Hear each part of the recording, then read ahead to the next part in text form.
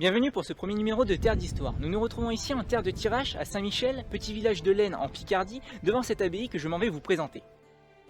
En 693, un moine de l'abbaye de Lops, non loin d'ici, dénommé Urms, va édifier une chapelle consacrée à l'archange Saint-Michel.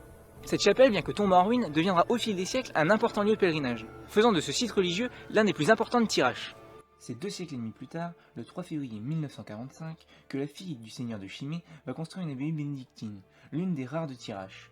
Puis, elle proposera à 12 moines écossais de s'y installer pour faire vivre l'endroit. Cette même fille du seigneur de Chimay, Eresinde, demandera à y être inhumée. À peine 42 ans plus tard, l'abbaye connaîtra son premier incendie. L'incendie en question fut causé par les troupes de Othon Ier, empereur germanique, qui à l'époque ravageait la région. Il était allié à Hugues Capet contre le dernier roi carolingien. Entre 1169 et 1180, le site connaîtra son deuxième incendie, dont nous ne connaissons pas avec certitude l'origine. Certaines versions disent que ce sont les soldats en révolte contre le seigneur Jacques d'Avesnes, ou encore certaines versions parlent de domestiques ou de soldats du duc de Guise qui auraient causé l'incendie de façon volontaire ou involontaire. C'est vers 1200 que le chœur et le transept de la nouvelle abbaye vont être reconstruits après l'incendie par Amélinde de Guise, fille du seigneur de Guise et veuve de Jacques d'Avesnes. De la fin du XIIe siècle au début du XVIe siècle, il ne se passa rien de notable en ce qui concerne le site abbatial et ses alentours. C'est au début du XVIe siècle que commença l'ère des abbés commendataires qui dura jusqu'à la Révolution. C'est avec ce système que de grands noms vont être nommés abbés de Saint-Michel, comme par exemple le frère de Richelieu, mais la plupart de ces abbés ne se rendront jamais sur les lieux.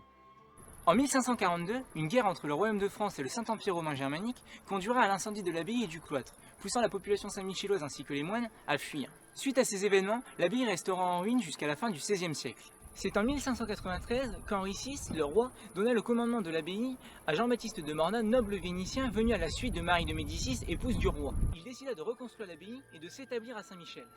En 1620, il restaura le cloître et les lieux réguliers. La façade de l'église, de style Renaissance italienne, s'inspire de l'église de Jésus à Rome. Sur la façade de l'abbaye, on peut voir des vases de l'Antiquité, des coquilles à la base des niches, des cornes d'abondance ainsi que les blasons de Morna. Des éléments qui nous rappellent la Renaissance italienne. Ce même abbé de Morna fit beaucoup pour l'existence de l'abbaye de Saint-Michel. Il mourut le 28 juillet 1632 et fut inhumé dans son abbaye, derrière l'autel en marbre noir, sur une stèle où l'on peut encore voir de nos jours l'épitaphe que je vous montrerai tout à l'heure.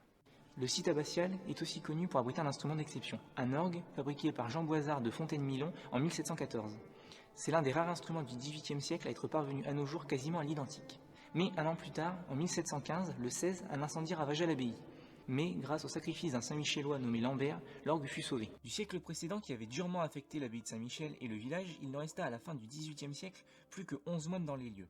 Suite à la Révolution française, l'Assemblée nationale constituante vota le 2 novembre 1789 la loi permettant la mise à disposition de l'État des biens du clergé, ce qui permit à Jean-Louis Lalouette, maire de Saint-Michel, d'acheter l'abbaye pour ensuite en faire don à la commune, puis vendre le cloître. Pendant la première partie du XIXe siècle, l'abbaye changea plusieurs fois de propriétaire. L'un d'entre eux fit construire un bâtiment industriel et une turbine hydroélectrique. La turbine hydroélectrique était à la base située là-bas, le bâtiment industriel quant à lui était là-bas et a été détruit entre-temps. Puis le 13 mai 1865, l'abbaye passa aux mains de César Savart, grand homme qui marqua l'histoire de l'abbaye et de la petite ville. Il fit aménager un orphelinat pour filles et utilisa certains des bâtiments de l'abbaye comme atelier pour sa fabrique de chaussures. En 1975, il fit poser dans le cœur de l'abbaye des verrières que l'on voit encore de nos jours. Au XXe siècle, le 7 mai 1971, un incendie ravagea durement l'abbaye. Il fallut l'implication et l'énergie d'un homme, Maurice Brouillon, maire de Saint-Michel, pour restaurer l'abbaye, ce qui prit 12 ans. En 1985, une porte ainsi qu'une fenêtre datant du XIIe siècle furent découverts.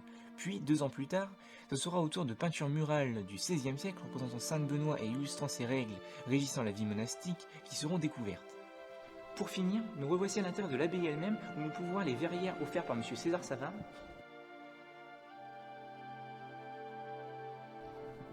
Et juste derrière moi, la porte Gobert, qui fut construite en l'honneur du moine du même nom assassiné ici même en 1218. Et juste au-dessus de moi, une peinture faite quelques années après le meurtre pour le commémorer. Enfin, nous voici à côté de la dalle en marbre noir où fut inhumé Jean-Baptiste de Morna, sur lesquelles on peut voir quelques inscriptions en latin qui traduisent disent à peu près: Jean-Baptiste de Morna, noble vénitien, abbé du monastère pendant 34 ans, il fut le conseiller d'Henri IV et de Louis XIII, il les conseilla et décida de restaurer l'abbaye. Il construisit un navire, aménagea la paroisse ecclésiastique et perçut l'impôt. En 1632, le 28, il mourut. En y ayant travaillé toute sa vie, corps et âme, il vécut jusqu'à 70 ans. Merci d'avoir suivi cette vidéo, n'hésitez pas à partager, vous abonner et liker. Et allez voir mon Instagram qu'on affiche sur l'écran, je fais aussi de la photo en plus de la vidéo.